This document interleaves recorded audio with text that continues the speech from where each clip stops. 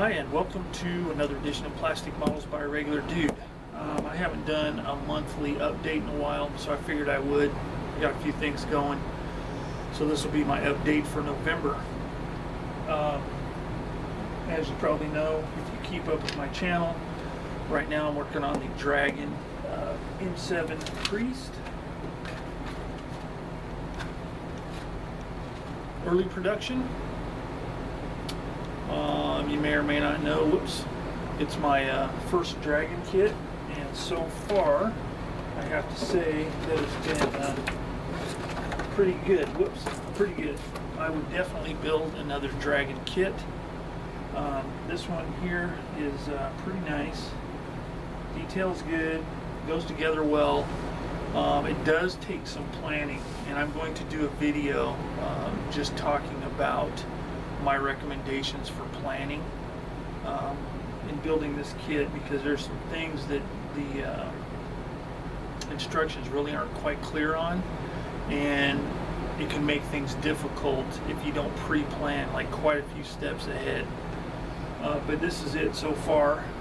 This is what it looks like. Don't really have any good light going on right now, but like I said, it's pretty good. I like it. I'll build another one. Not this, obviously, but I'll build another Dragon kit. But I do like the way it goes together, and I do like the detail on it. So that's where I am on that. Construction is mostly done, and a few little bits and pieces to do. Start painting. I have to paint the ammo containers.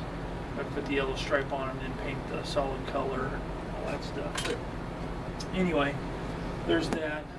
After that, the next kit I'm going to build, I was going to do the Tamiya New Tool M10 next, but I am going to wait. I want to build up a supply of extra parts for this one, because I'm going to be building this one off of a specific photograph.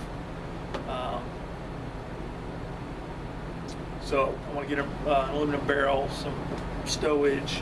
I'm going to have to scratch build a few things. So I'm not going to build that one next. The one I am going to build next, however, is the SDKFZ 251 /9. Boy, I hate lining this thing up. This one, Andy, Mr. Tactical Jackalope, he posted this one. It was an eBay item, I believe. He posted it on the YouTube Modelers channel, or Google Plus page, and I took advantage of it. It was a decent price, and I've never built a German half-track, so I thought this would be a good one to build. I've always liked the one with the 75mm gun on it. I am going to buy some aftermarket tracks for it, because the tracks that come in the kit are really weak. They have like absolutely no detail on the inside at all. It's not like there needs to be a lot of detail, but it's just really, really bad. It's just really flat, and it doesn't look good. So I'm gonna get some aftermarket tracks. But in addition to that, I am also going to be building this one a little differently. I'm not going to build it as a German vehicle. I'm going to build it as a captured vehicle. In doing a little bit of research on the vehicle online, I found a nice photo of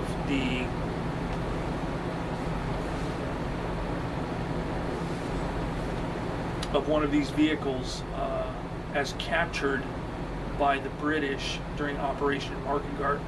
Can't remember the exact unit designation, but it's a really cool photograph, and it's pretty much the basic vehicle, but they added a .50 caliber to it near the front of the passenger compartment. So I got this right here, Captured Panzers, German Vehicles and Allied Service. And the nice thing is this comes with a number of different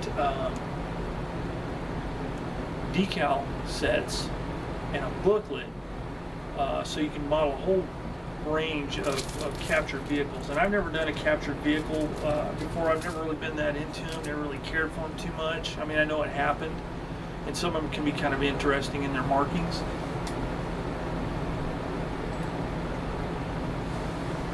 But I've just never wanted to do one. Give me a brief moment while I take care of something.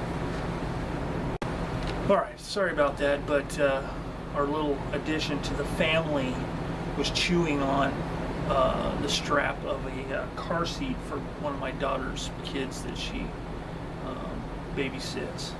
And this is the creature that was chewing on it. Say hi, Coda. Say hi, Coda. This is our dog. This is my daughter's dog, Coda. And he is an awesome little dog. Huh? You a good dog? Alright. Go play. So anyway, he was chewing on a strap. Sorry. So anyway, back to the Captured Panzer book. So I'm going to do a, before I do the actual start doing the build, I'm going to do a review on this, and I will do a review on the kid, which is not going to be that big a deal because, you know, these these German half-tracks, there's tons of them, tons of different versions, tons of different model companies make them, so it's not really going to be that interesting of a review, but I'm going to talk about it a little bit since I've never done one, and I'll talk about this a little bit, show you what's in there. So anyway, that's the stuff that's going on. One more thing, Will Pattison of Rube Goldberg Productions, or whatever it is, Laboratories, whatever he likes to call it. Awesome dude, and I've been using, you know, Vallejo paints. I've been started using the Ammo by MIG paints for doing modulation and stuff, and I like them all. You know, acrylic paint's acrylic paint. Sometimes you get some problems with tip dry. Sometimes, depending on the weather, they can be a little finicky to use. And you know, I've had great results with them, especially since I've got some of the problems hashed out. I did a video some time back about problems with Vallejo paints and the problems I encountered with them and the solutions I came up with to kind of overcome those problems. But acrylic paint is acrylic paint. There's not a whole lot you can really do to make it any better than what you can. So I guess Will had seen the video on the Vallejo paint problem, and he just said, why don't you just use Tamiya? And I've been building models almost my entire life, off and on. And when I was building models in the 80s, I had access to all kinds of Tamiya paints, and I just never used them. I never wanted to use them. Why, I don't know, but I've never used Tamiya paints. And I really, you know, there's no place in town that really carries it except for one shop, and they have a very limited supply and very limited color selection. So I've never really, you know, wanted to mess with it because, you know, I don't want to buy another bottle of paint, just be blah, blah, blah. And, you know, working inside the house in my man tunnel here, you know, there's the problem with odor and toxic smells and all that kind of stuff if you use anything other than acrylics. And that's always been a concern because of the other people in the house. But he said, why don't you just use Tamiya and be done with it? It's like, well, you know, we're into that smell thing again. But, you know, he said it's not really that bad as far as toxicity goes. And he suggested using IP alcohol, isopropyl alcohol, the 91%. So I thought, you know, I'm just going to give it a shot. So I bought a bottle of, it's called Field Gray. It's the only color they had that was kind of military looking down there, but looking in the bottom, it looks more like an olive green. So this is going to be an experimental bottle. I'll mess around with it and see what I can do. Got me a bottle of alcohol, and I will try it. You know, I've always wanted to try it, and like I said, I just never have. So, yeah. So I'm gonna try it out using the alcohol for a thinner and see how it works. And if it works out well, then I may just start, you know, I may order me some and start using those.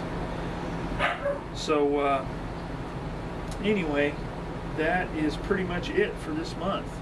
Got a couple of new kits, got some new paint, some projects I'm finishing up with the M7 Priest. So, you know, that's pretty much it. That's my update for November. And keep an eye out. I'll have an update on the Priest pretty soon once I start throwing paint on it. And then start working on some of the other projects. So, as always, thanks for watching Plastic Models by a Regular Dude. And I will catch you all next time.